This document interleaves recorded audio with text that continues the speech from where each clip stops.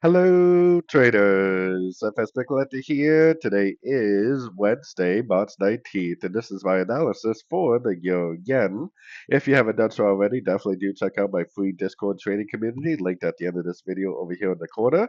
Don't forget to check out my website, fxpipcollector.com, which gets you access to all the benefits listed below and more. And also, don't forget that I do a daily live stream every weekday at 6 p.m. GMT time on YouTube. So, anyways, I suspect that the yen pairs have turned back up. I think that we are likely in a wave C of wave B, which I think will go either to the 61 to the 78% on the daily time frame.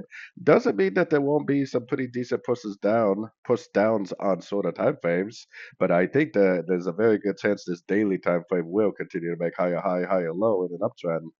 So taking it down to the 1 hour time frame, any move we see to the downside, we should be looking at is nothing more than a crutch into the uptrend. So we got our Fibonacci retracement on the last move up, the last impulsive move, and we're looking for three waves down. I mean, we already made a nice little three-way down to the 38% this morning.